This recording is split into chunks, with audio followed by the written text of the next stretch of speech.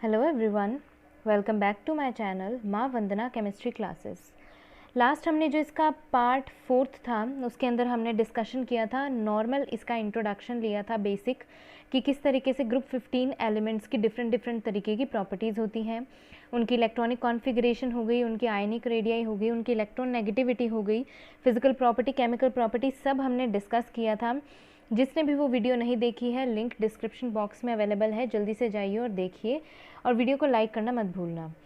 चलिए अब जो हम आगे डिस्कस करने वाले हैं वो है इस चैप्टर का नेक्स्ट पार्ट, यानी कि ग्रुप 15 एलिमेंट के कुछ कंपाउंड्स के बारे में डिस्कस करेंगे कि किस तरीके से नाइट्रोजन जो है कंपाउंड्स बनाते हैं डिफरेंट, किस तरीके से फॉस्फोरस बनाते हैं और बाकी सारे जो भी एलिमेंट हैं इसके वो किस तरीके से जो है कौन कौन से कंपाउंड में स्टेबल होते हैं और कौन से जो है मेनली इंडस्ट्रियल पर्पस से बहुत ज़्यादा यूज़ में लिए जाते हैं।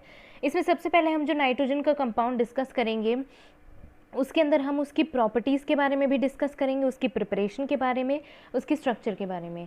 सबसे पहले जो हम डिस्कस करेंगे वो है डाई नाइट्रोजन के बारे में। ठीक है, डाई नाइट्रोजन जो है इसको हम किस तरीके से लिखते हैं N2। ठीक है, सबसे पहले हम देखेंगे कि इसकी प्रिपरेशन क्या रहती है, बिकॉज़ ये जो है मोस्टली इंडस्ट्रियल पर्पस के लिए काफ़ी ज़्यादा यूज़ में लिया जाता है और बहुत सी चीज़ों में जो है इसका यूज़ लिया जाता है। वो सब चीज़ें हम अभी देखेंगे किस तरीके से होती हैं। सबसे पहले हम इसकी प्रिपरेशन देखेंगे।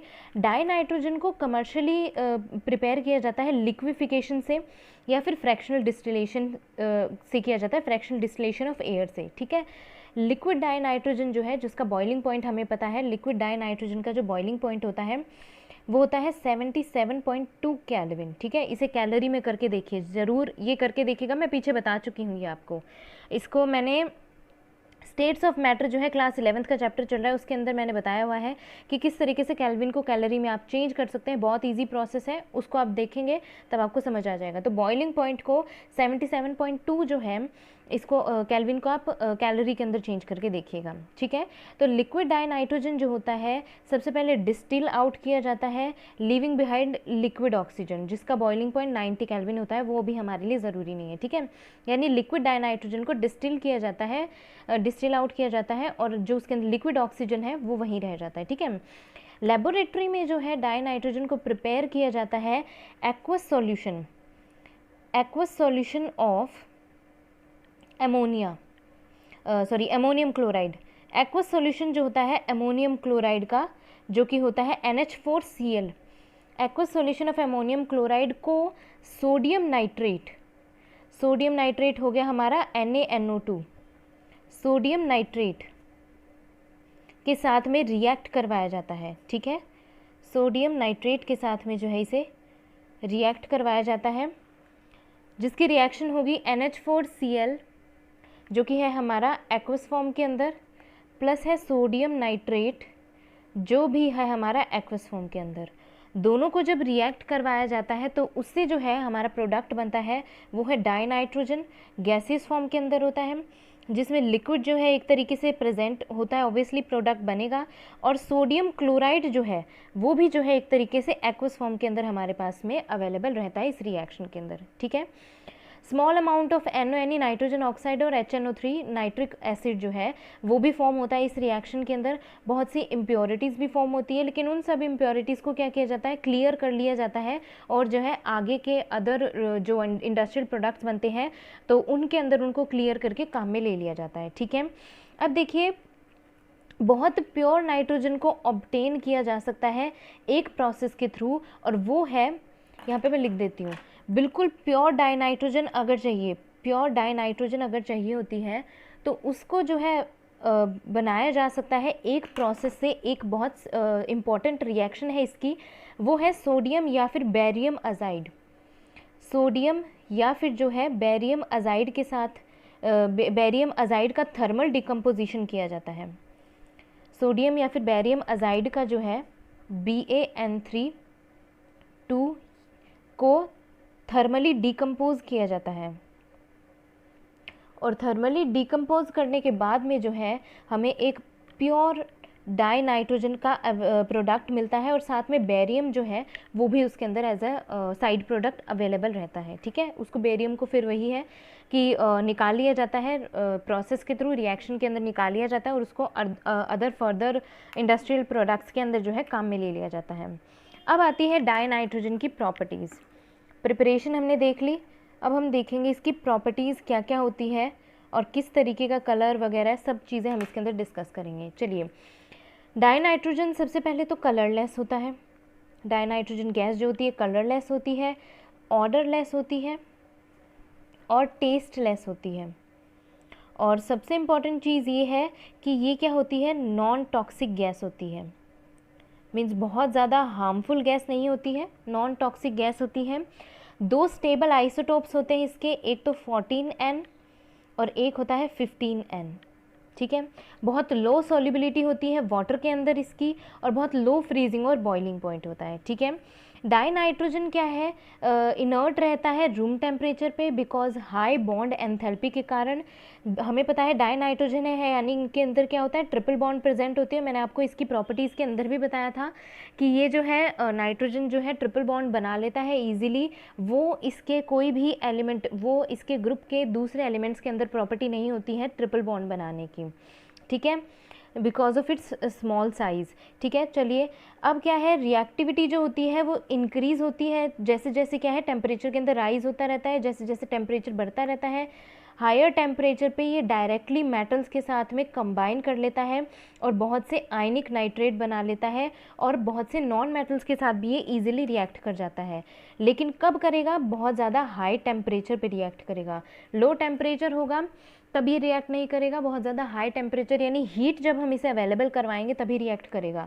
फॉर एग्जांपल जो है, अगर हम इसे लिथियम के साथ रिएक्ट करवाएंगे डाई नाइट्रोजन को और वो भी हीट प्रोवाइड करते हुए, तो ये लिथियम नाइट्रेट बना लेगा। अब हमें इसे बैलेंस करना है, 2 and 3, 3 to 6 एंड ये हो जाएगा 2 3 6 और ये बैलेंस्ड, ठीक है। चलिए, अगर एक और एग्जांपल बताते हैं तो मैग्नीशियम के साथ में भी ये इजीली रिएक्ट कर लेता है बहुत ज़्यादा हाई टेम्परेचर देने पे और मैग्नीशियम नाइट्रेट बना लेता है ये।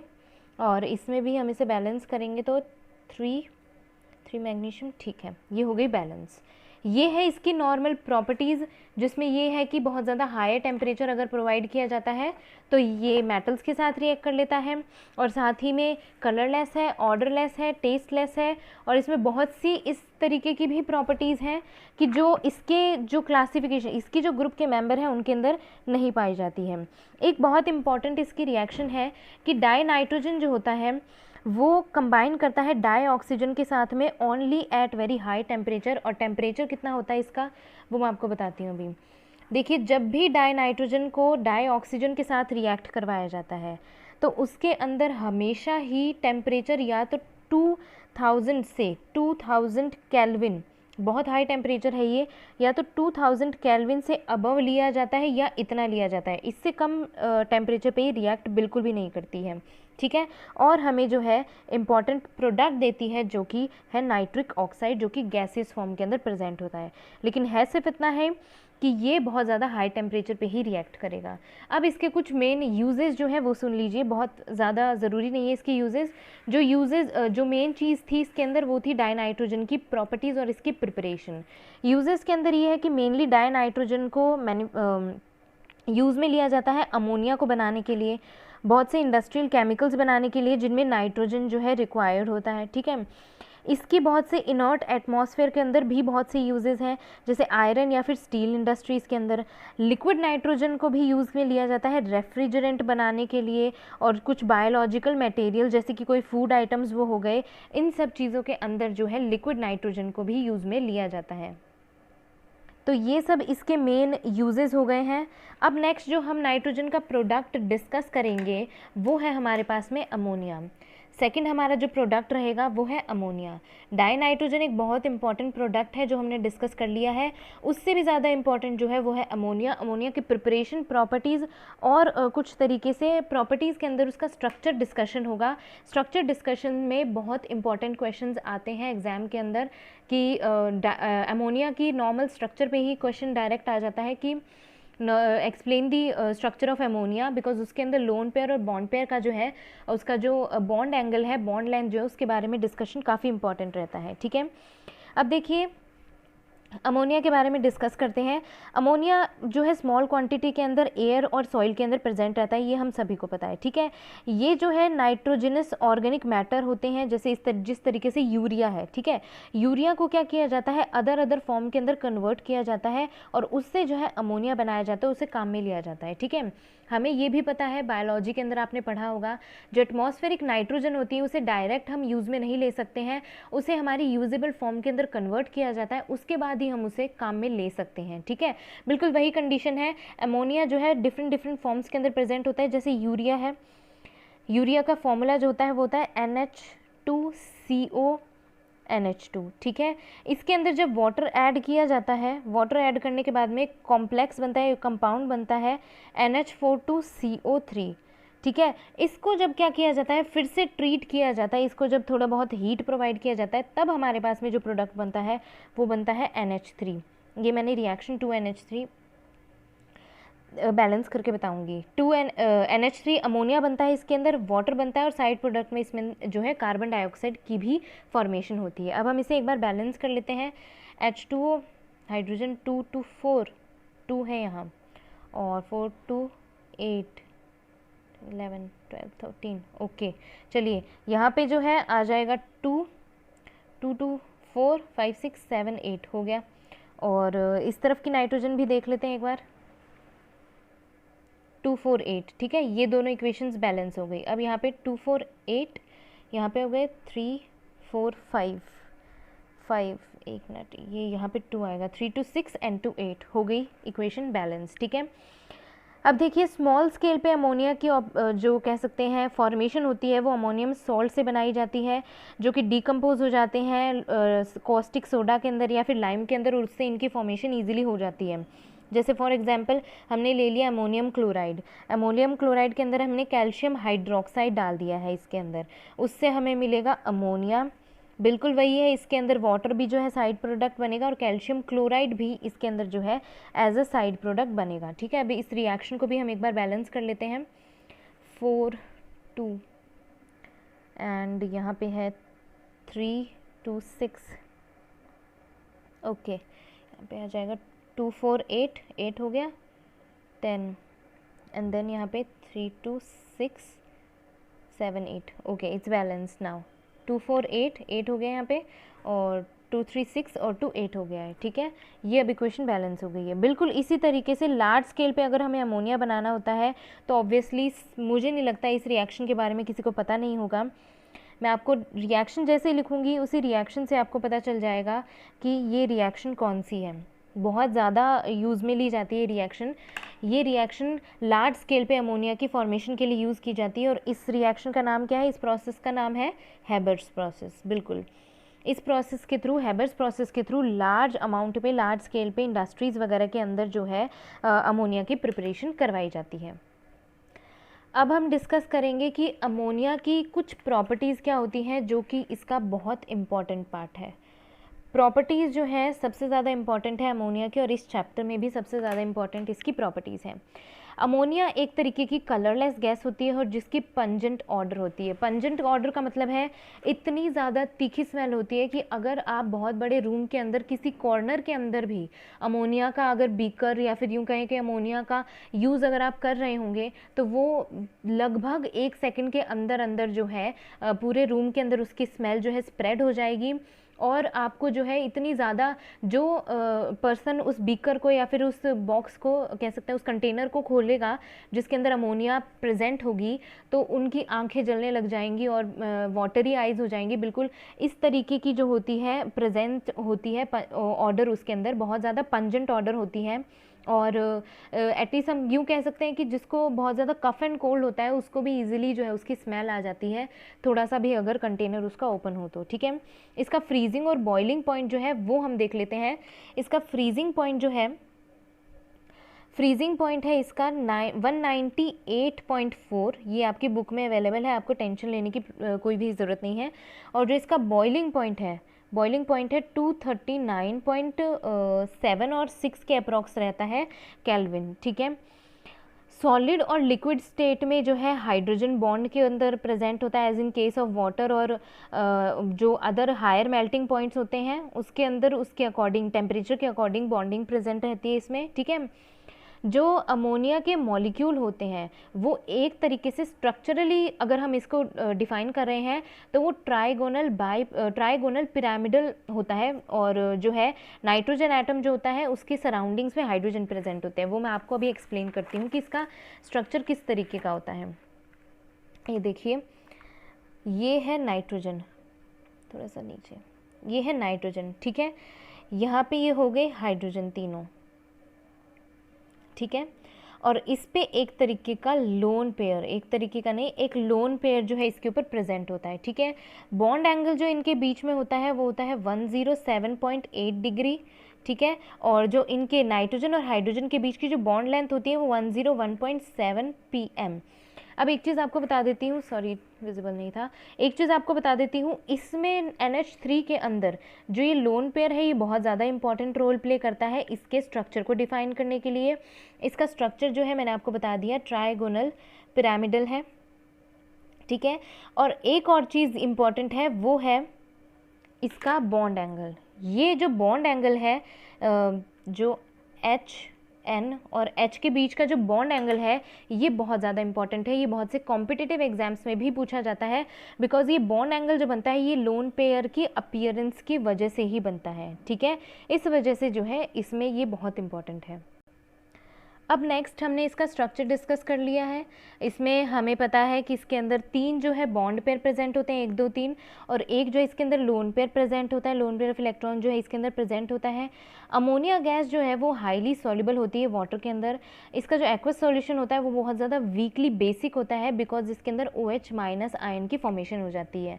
जैसे कि हम क्या करेंगे, अमोनिया के अंदर जैसे ही हम H2 वाटर ऐड करेंगे तो इसके अंदर क्या फॉर्मेशन होगी, NH4 आयन की फॉर्मेशन होगी, और साथ में OH- आयन की भी फॉर्मेशन होगी, जिस वजह से हम कह सकते हैं कि वीकली बेसिक होता है due to formation of OH- ion, ठीक है। It forms ammonium salt with acid. Normally ammonium salt भी बना लेता है एसिड के साथ रिएक्ट करने के बाद में, जैसे कि हमने अमोनियम क्लोराइड के साथ रिएक्ट करवा लिया, अमोनियम सल्फेट के साथ रिएक्ट करवा लिया।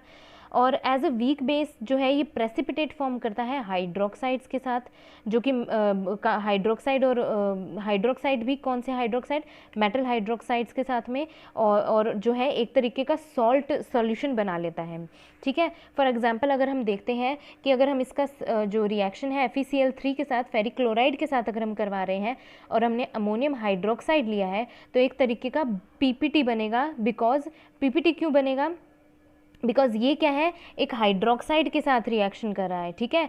जब भी हाइड्रोक्साइड के साथ रिएक्ट करता है एक तरीके का PPT बनाता है, और यहाँ पे जब फॉर्मेशन होगी तो एक तरीके का एक कॉम्प्लेक्स बनेगा इस तरीके से, और इसके साथ में जो है अमोनियम क्लोराइड की भी फॉर्मेशन होगी, ठीक है। अब देखिए लोन पेयर की प्रेजेंस के कारण क्या होता है, जो नाइट्रोजन एटम होता है वो अमोनियम मॉलिक्यूल के साथ में, मतलब एक तरीके से हम इसे लेविस बेस कह सकते हैं। लेविस बेस इसलिए कह सकते हैं बिकॉज ये क्या करता है, डोनेट करता है इलेक्ट्रॉन पेयर को, और जो है काफ़ी अच्छी लिंकेज बना लेता है मेटल आयन के साथ में, जिससे क्या है बहुत से अच्छे अच्छे कॉम्प्लेक्सेस बन सकते हैं मेटल आयन के साथ। फॉर एग्जांपल हम कह सकते हैं कि जो इसका बेसिक नेचर है कोई लेविस बेस होने के कारण जब इसको कॉपर +2 आयन के साथ में रिएक्ट करवाया जाता है NH3 को, तो एक डीप ब्लू कलर का कॉम्प्लेक्स बनता है CuNH3 4+2। इस तरीके का कॉम्प्लेक्स बनता है जो कि बहुत ही अच्छा कॉम्प्लेक्स बनता है, और काफ़ी सारे कॉम्प्लेक्सेस भी ये बना लेता है, जिस तरीके से सिल्वर के साथ में भी एक कॉम्प्लेक्स बना लेता है। और जो है AgCl, पहले तो ये प्रिपरेशन हो रही है, ठीक है, Ag + Cl, AgCl हो गया।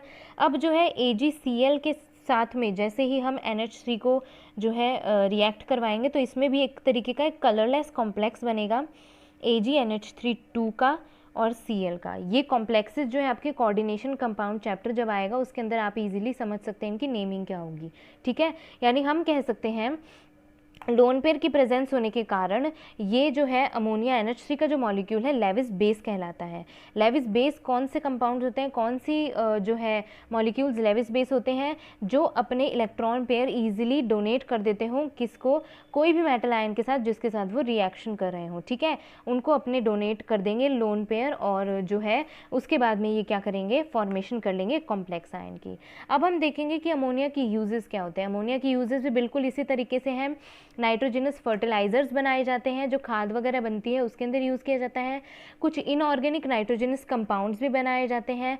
मोस्ट इंपॉर्टेंट जो है नाइट्रिक एसिड या फिर लिक्विड अमोनिया का यूज़ जो है वो रेफ्रिजरेंट्स के अंदर यूज़ किया जाता है, ठीक है।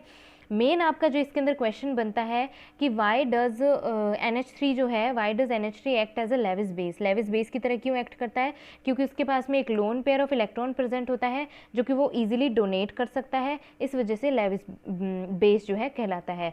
इसी की कॉम्प्लीमेंट्री एक और टर्म आती है जो कि है लेविस एसिड, कि लेविस एसिड क्या होते हैं, लेविस एसिड वो कंपाउंड्स होते हैं जो दूसरे का गिवन इलेक्ट्रॉन जो होता है वो एक्सेप्ट कर लेते हैं इजीली, वो लेविस एसिड होते हैं, ठीक है भाई। ये था हमारा अमोनिया। अब इसका जो हम टॉपिक डिस्कस करेंगे वो होगा हमारा oxides of nitrogen. Oxides of nitrogen, कि नाइट्रोजन के जो ऑक्साइड्स होते हैं वो किस तरीके से बनते हैं और किस तरीके के होते हैं। देखिए नाइट्रोजन के जो ऑक्साइड्स हैं वो काफ़ी सारे हैं, और हम जो हैं काफ़ी सारे जानते भी हैं। बहुत सी रिएक्शंस और वगैरह जो हमने पीछे भी 11th क्लास में डिस्कस जब की है तो उसमें हम पढ़ चुके हैं कि नाइट्रोजन के ऑक्साइड्स कौन से होते हैं, ठीक है। उसमें से कुछ हम जो है डिस्कस करेंगे, और वो भी बहुत ज़्यादा डीपली नहीं डिस्कस करेंगे, बहुत नॉर्मल, जैसे डाइनाइट्रोजन ऑक्साइड हो गया, नाइट्रोजन मोनोऑक्साइड हो गया, डाइनाइट्रोजन ट्राईऑक्साइड हो गया, नाइट्रोजन डाइऑक्साइड हो गया, ठीक है। और इन सब के नाइट्रोजन ऑक्साइड्स जो है उनके बारे में डिस्कस करेंगे। सबसे पहले एक बार आपको एक क्विक रिव्यू दे देती हूँ जो नॉर्मल है, जो कि आपको इजीली एक तरीके का आपका बेस बन जाए, ठीक है। डाई नाइट्रोजन ऑक्साइड जो होता है N2O, ठीक है, ऑक्सीडेशन स्टेट जो होती है इसके अंदर नाइट्रोजन पे वो +1 होती है, ठीक है। इसका मेथड जो है प्रिपरेशन का बहुत नॉर्मल है। इसको जो है NH4NO3 के साथ में हीट दी जाती है, रिएक्ट करवाया जाता है और N2O बन जाता है प्लस H2O की फॉर्मेशन होती है। एक तरीके की N2O जो है यहाँ हमारे पास में एक तरीके की कलरलेस गैस होती है और जो है बहुत न्यूट्रल गैस होती है, ठीक है, न्यूट्रल होती है, बहुत चार्जेस इस पर कुछ भी नहीं होता। नेक्स्ट जो है हमारी नाइट्रोजन मोनोऑक्साइड, इसमें जो नाइट्रोजन पे चार्ज होता है +2 होता है और इसकी फॉर्मेशन जो होती है वो काफ़ी कॉम्प्लेक्स होती है, बहुत ज़्यादा डीप होती है। सोडियम नाइट्रेट के साथ रिएक्ट करवा के इसको आयरन सल्फेट के साथ में रिएक्ट करवाया जाता है। ये भी एक तरीके की कलरलेस गैस है और न्यूट्रल होती है। नेक्स्ट है हमारे पास में डाई नाइट्रोजन ट्राईऑक्साइड N2O3, इस पे जो है नाइट्रोजन पे +3 चार्ज होता है। इसकी फॉर्मेशन जो होती है सिंपल होती है, लेकिन इसमें टेम्परेचर जो होता है वो काफ़ी स्पेसिफिक होता है। हमें इसमें क्या करना पड़ता है, नाइट्रोजन ऑक्साइड के साथ में रिएक्ट करवा के N2O4 के साथ में रिएक्ट करवाया जाता है। टेम्परेचर इसका फिक्स होता है 250 केल्विन होता है, तभी हमारे पास में डाई नाइट्रोजन ट्राईऑक्साइड जो है कॉम्प्लेक्स गैस जो है उसकी फॉर्मेशन होती है, जो ऑक्साइड है उसकी फॉर्मेशन होती है। नेक्स्ट है हमारे पास में नाइट्रोजन डाइऑक्साइड, बहुत इजी, बहुत ही यूज़ किया हुआ है हमने इसको। इसमें नाइट्रोजन पे जो ऑक्सीडेशन स्टेट होती है वो +4 होती है। इसे लेड नाइट्रेट के साथ में जो है रिएक्ट करवाया जाता है, तब इसकी फॉर्मेशन बनती है और टेम्परेचर इसके अंदर भी स्पेसिफिक होता है 673 केल्विन, और इसमें जो प्रोडक्ट बनता है वो बनता है नाइट्रोजन डाइऑक्साइड और लेड ऑक्साइड, ठीक है। बैलेंस नहीं कर रही हूँ मैं कोई भी रिएक्शन को, बिकॉज आपको बैलेंस करना भी आना चाहिए। मैं रिएक्शन लिख रही हूँ तो आप साथ साथ उस रिएक्शन को वीडियो पॉज करके बैलेंस करिए, ताकि आपको बैलेंसिंग बहुत परफेक्टली अच्छे से आ जाए। नेक्स्ट जो हम देखते हैं वो है डाई नाइट्रोजन टेट्राऑक्साइड N2O4, जिसके अंदर जो है नाइट्रोजन पे +4 ऑक्सीडेशन स्टेट होती है। इसकी रिएक्शन काफ़ी इंपॉर्टेंट है, बिकॉज इसके अंदर नाइट्रोजन डाइऑक्साइड का यूज़ किया जाता है। इसे कूल किया जाता है, तब तो हमारे पास में N2O4 बन जाता है, यानी डाई नाइट्रोजन टेट्राऑक्साइड, और जब इसे वापस से हीट किया जाता है तब हमारे पास में नाइट्रोजन डाइऑक्साइड बन जाता है, ठीक है। लास्ट हमारा जो ऑक्साइड इंपॉर्टेंट आता है वो है डाई नाइट्रोजन पेंटाऑक्साइड बनता है। इसमें जो नाइट्रोजन पे ऑक्सीडेशन स्टेट होती है वो +5 होती है, ठीक है। और जो इसकी जो रिएक्शन होती है वो हम कह सकते हैं कि एक स्पेसिफिक और काफ़ी कॉम्प्लेक्स रिएक्शन होती है, जिसमें जो कहते हैं नाइट्रिक ऑक्साइड के साथ में और P4O10 के साथ में रिएक्ट करवाया जाता है। फिर H2PO3 बनता है हमारे पास में, और उसके साथ में N2O5 बनता है, जिसकी स्ट्रक्चर लीनियर होती है। इस रिएक्शन में जब ये बनता है, इसकी N2O5 जो होता है इसकी स्ट्रक्चर लीनियर होती है। एक चीज़ और बहुत इंपॉर्टेंट है इसके अंदर कि N2O3 और NO2 जो है ये ही सिर्फ कलर्ड गैसेस होती हैं, बाकी 1, 2, 3 और 4 बाकी की चारों जो है वो कलरलेस गैसेस होती हैं। ये वाली जो होती है ये होती है ब्लू सॉलिड टाइप की, और ये जो होती है वो होती है ब्राउन गैस होती है, ये तो हमें पता ही है, ठीक है, ये ब्राउन गैस होती है। तो ये था नॉर्मल इनका क्विक रिव्यू, बहुत इजी है, बहुत नॉर्मल है। इसके अंदर अगर आपके क्वेश्चन आएगा तो नॉर्मली यही क्वेश्चन आएगा कि नाइट्रोजन ऑक्साइड जो है, नाइट्रोजन डाइऑक्साइड जो है, इसमें ऑक्सीडेशन स्टेट जो होती है नाइट्रोजन पे कितनी होगी, 1 मार्क के अंदर आपके इसके अंदर इंक्लूड हो सकता है, और वो भी बहुत नॉर्मल, ठीक है। अब हम देखेंगे एक बहुत इंपॉर्टेंट जो कि है नाइट्रिक एसिड। नाइट्रिक एसिड की हम HNO3 की अलग से हम थोड़ा सा डिस्कशन कर रहे हैं, बिकॉज इसका कभी कभार जो है क्वेश्चन आ जाता है। और बाकी इस टेबल में से जो आपकी बुक के अंदर एक टेबल बनाई हुई है ऑक्साइड्स ऑफ नाइट्रोजन की, उसके अंदर अगर आपके क्वेश्चन आएगा तो सिर्फ इतना आएगा कि N2O की नाइट्रोजन पे जो कह सकते हैं कि वैलेंसी है या फिर ऑक्सीडेशन स्टेट जो है नाइट्रोजन पे N2O के अंदर वो कितनी है, इससे ज़्यादा इसमें कोई भी और इंपॉर्टेंट क्वेश्चन इतना नहीं बनता है, ठीक है। अब देखिए नेक्स्ट जो हम मेन इंपॉर्टेंट डिस्कस करेंगे वो है हमारा नाइट्रिक एसिड। नाइट्रिक एसिड एक बहुत इंपॉर्टेंट कंपाउंड है जो कि नाइट्रोजन का है, और इसको काफ़ी ज़्यादा इंडस्ट्रियली भी यूज़ किया जाता है। और एक तरीके से देखिए, एक तो होता है हाइपोनाइट्रस एसिड, एक होता है नाइट्रस एसिड, और एक होता है नाइट्रिक एसिड। नाइट्रिक एसिड जो है वो है हमारा HNO3, ठीक है। नाइट्रस जो होता है वो होता है HNO2, और जिसके आगे हाइपो लग जाता है, हाइपोनाइट्रस, उसके अंदर आप नोटिस करेंगे हाइपोनाइट्रस एसिड जिसमें भी हाइपो लगेगा उसके अंदर आप नोटिस करेंगे उसके अंदर ऑक्सीजन जो है वो इंक्लूड हो जाता है, ठीक है। तो हाइपोनाइट्रस जो है वो है H2N2O2। हाइपो जिसके अंदर भी आ जाता है उसके अंदर ऑक्सीजन पक्का से इंक्लूड हो ही जाता है, ठीक है। अब इसकी प्रिपरेशन जो है, प्रिपरेशन किस तरीके की होती है, बहुत नॉर्मल प्रिपरेशन होती है इसकी।